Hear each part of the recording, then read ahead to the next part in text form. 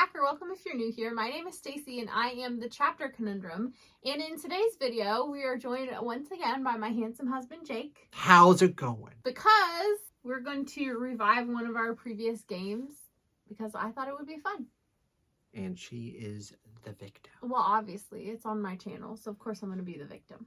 And what are we doing? Keep 5, cut 5. I have chosen 10 random first books in series. And you have to keep 5 of them and cut 5 of them. She doesn't know what any of these are, and she has to do it in order. Have I read any of these? Are they all unread? What were you going for? I believe all of these are unread. So we're calling me out about all the unread series we Basically, own. these are like, you're cutting the ones that you would least likely want to read, and you're keeping the ones that you would want to read the most. Okay. But you don't know what they are. Okay. And you have to do it without knowing what's coming next. Okay. So, without further ado, you want to kick us off? Yes. We're clapping? Are we on your channel? So, for series number 1, we have Priest of Bones. Ooh, this is going to be a keep. Just automatically, without thinking about it? Yeah. Not only because it's dark fantasy, which I tend to really like, but also because this has been specifically recommended to me by several people who think I'm going to enjoy it. And on that basis, I have to say I want to keep this one for sure. So you're keeping this one? I'm keeping War for the Rose Throne, yeah. All right. Series number 2, we have Kushiel's Dart. That can go. Just out of here. Well, not only is it on my self-destruct, but the reason I'm saying it can go is because what I didn't know at the time that I picked this up is that the prose is like really not going to be for me. So I will like the story, but I will not like the way it's written. Oh boy. And because of that, it can go. All right. We have 2 immediate decisions off the bat. Yeah. Very strong start, at least for me. Easy peasy. Next up, we have one of my favorites that you haven't read. Well, that doesn't always mean it's going to be a favorite for me. What do you got? We have The Gunslinger, which is the first Dark Tower book by Stephen King. You're going to hate me, but this can go. I figured that was a possibility. So you got 2 right off the back that you're chucking out. Yeah. Any reasons why? Well, I just feel like I know that it's polarizing to start with, and I also have polarizing experiences with King on top of that. I haven't heard many things about Dark Tower specifically that draw me to it. Like, pretty much the things I've heard, I'm like, okay, I could go either way sort of thing. I know it's something I will try eventually at some point because you love it and because I want to be away. Well, that's the 3rd book, so you got to at least read the first 3. Yeah. But yeah, the other thing with that one is, like, I feel like I'm the kind of completionist reader who wants to have all the context for things. And in order to get all the context for Dark Tower, there is a lengthy King list that you have to read. I mean, depending on, like, various parts of the series. You really only have to read Salem's Lot. Okay. Well, I, again, haven't read that one. So that is, like, even more of a chore. So yeah, I think that one can go. All right. You got 1 keep and 2 cut. So Yeah. now we're moving on to number 4, The Dragon's Path by Daniel Abraham. The first book in Dagger and Coin. Yeah. So I am interested in this, but I don't know that it's going to be in my top 5. So I think I'm going to cut this one too. 3 cuts right away. I know. I'm ruthless today. do you think I'm going to have a lot more that you're going to want to keep more than this? Mm-hmm. I'm hoping. Well, that's the game. You're risking it. Yeah. So I think with Daniel Abraham, part of it is like, I've heard that his new trilogy, like The Age of Kithmar or whatever, that one is like, it's all about the city. And I know that that one specifically has been disrecommended to me because it goes into so much description about the city. I do know that his prose and his pacing are like not maybe quite to my tastes. And I think that's part of the reason why this is an easier cut for me. Although in reality, I do want to try it. I'm not saying I won't like it. It's just I'm unsure if I will like it. This is going to shape up to be an interesting list, I think. Oh boy. Next up, again, one of my all-time favorites. This is not fantasy. Okay. We have My Heart is a Chainsaw Ooh. by Stephen Graham Jones. This is tricky because, like, I am genuinely curious about this one. But then on the other hand, like, I don't know that I'm gonna like it. I've heard this described as like fever dreamy, which I tend to usually hate. This is more straightforward than a lot of his stuff. Okay. And the main character, Jade, is great. Are you going to cut another one? I'm debating. Because, oh, boy. I do want to read this. I do want to try it. But it also, it's like, it's not a high priority for me. And I don't know what else you have. That's a mystery. I do want to read this one, though. But, like, I also don't know how much I'm going to enjoy it. Do you want to read it more than The Dragon's Path? Yeah. Oh, okay. You know what? I will keep it. The one Stephen Graham Jones I have read is Night of the Mannequins. I did give that a 3.5 stars. So even though I did have things that like didn't play into my taste that I didn't necessarily love, I did still find other elements to like enough to rate it a 3.5 star.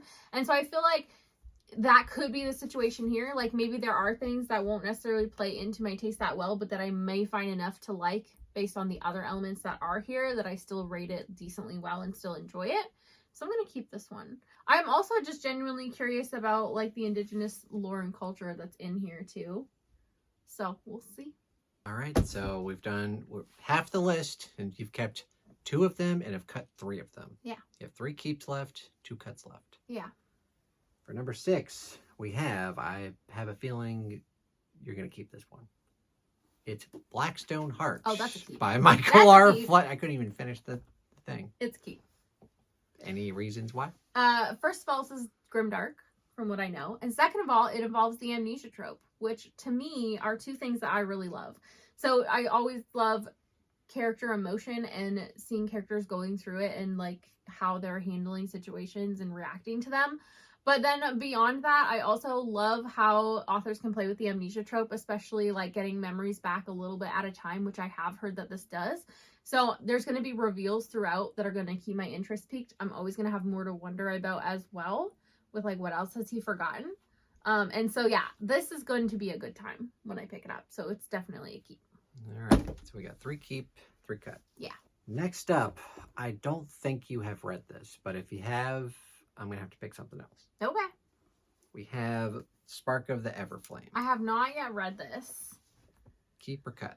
Oh, this is tricky because this first book in the series is polarizing. But for the people who do tend to like it, they go on and love the rest of the series.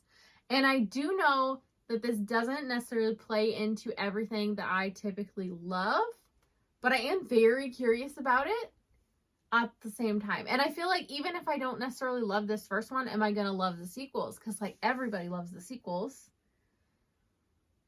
We got to make a decision. Keep it or cut it? I'm going to keep it. Oh. I'm going to keep it. Yeah, I don't always trust book talk recommendations, but I do trust Trin recommendations, and she had a great time with this.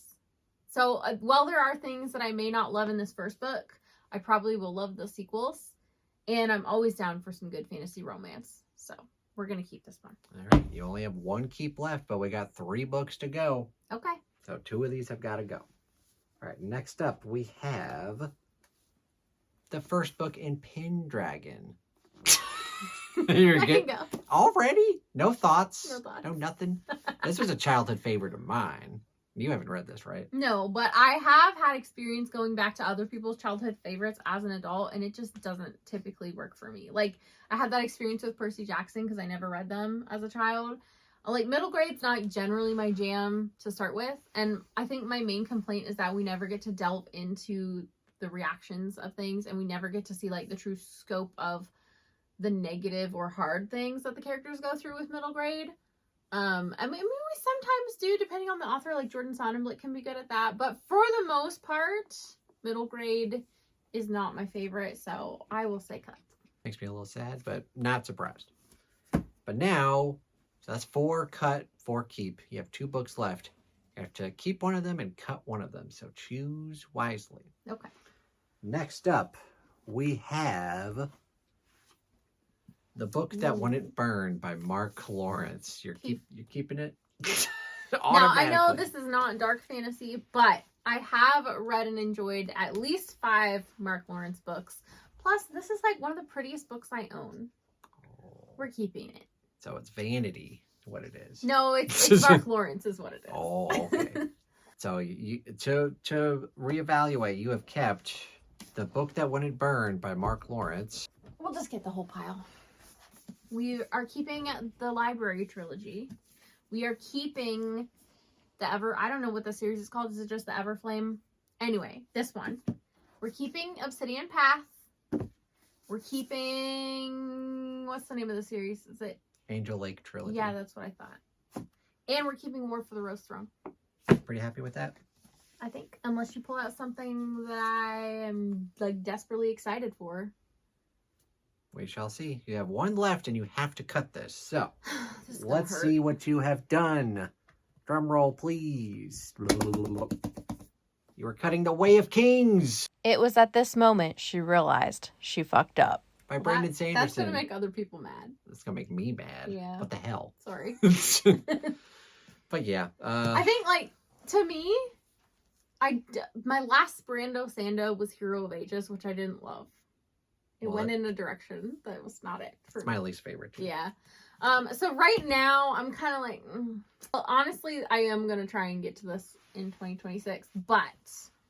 You're cutting it for this video. You can't read it. It's gonna be cut. You can't read it. In terms of my preference, though, like, thinking about the first book, it's going to be a lot of world building and a lot of, like, character stuff.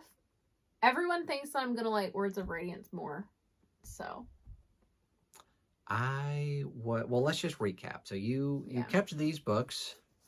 We already talked about which ones I kept. And then you cut Kushiel's Dart, which I wasn't too surprised about. Yeah. You cut The Gunslinger, which again, I wasn't too shocked about. You cut The Dragon's Path, which I thought you were more interested in, but apparently you're not. I still want to try it. I'm just not sure I'm going to love it, I think. Like, the ones in my pile here, I have a lot more confidence that I'm going to enjoy. Okay. You also cut Pendragon, which again, I'm not too surprised about. And then you had no choice and you had to cut Way of Kings. Yeah, so in hindsight, probably what I should have done is cut Angel of Indian Lake and kept Stormlight.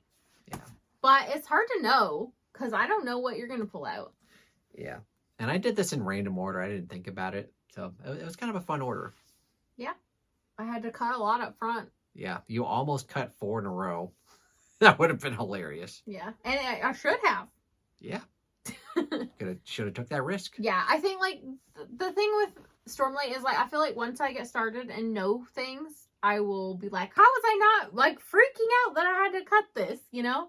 But, like, as somebody who doesn't really know, I'm going to have a lot of FOMO if I can't read it. But also, I feel like it's one of those series that there's a lot of pressure behind, too. It's like, what if I hate it? Well, you got to read and find out.